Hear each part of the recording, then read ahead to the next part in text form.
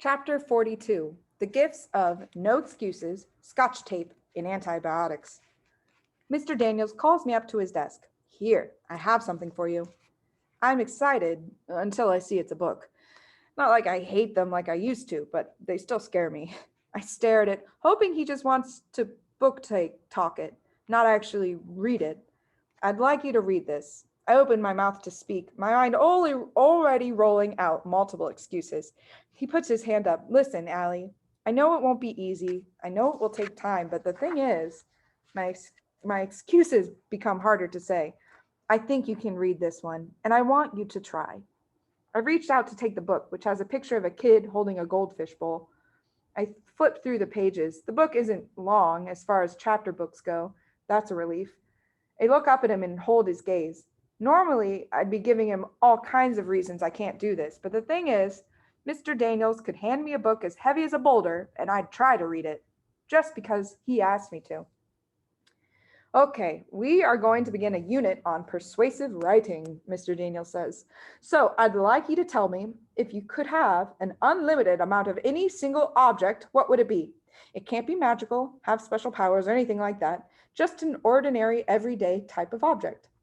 Well, obviously, Shay speaks slowly, like she's talking to a little kid. Wouldn't everyone just choose money?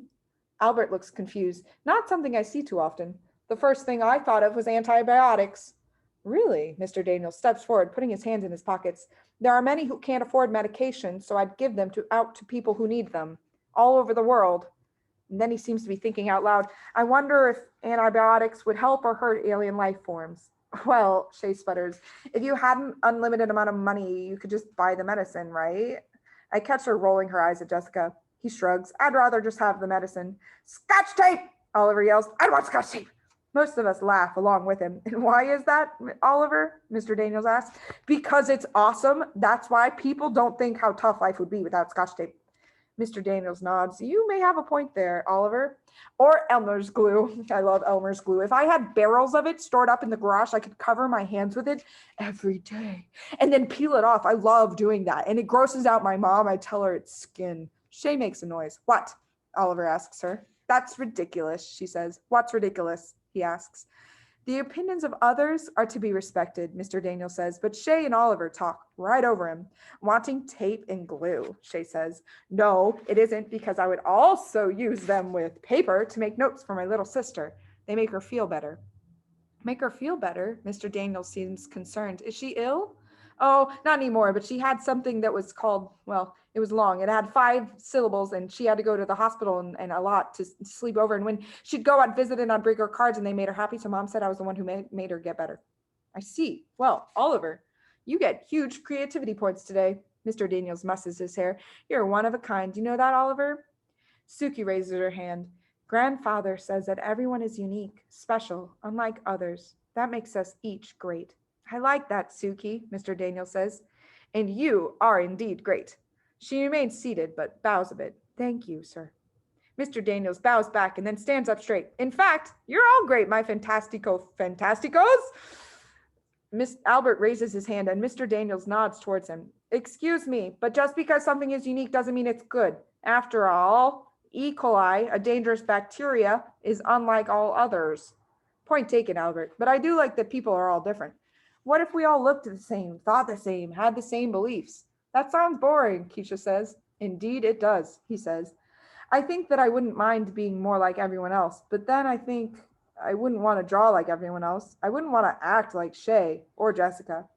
All of a sudden there's screaming. It's Oliver. Aunt murderer! Aunt murderer! What is it, Oliver? Mr. Daniels asks. He points at Shay. Aunt murderer! All I did was step on a dumb ant. Why is she so freaked out about? You had no right to kill him. He was just walking by. You think it was a him? It's just a dumb ant. Who cares? I care, Oliver says, getting down on all fours with a tissue to check on the ant, which is clearly dead. He cleans it up with the tissue and slips it into his pocket.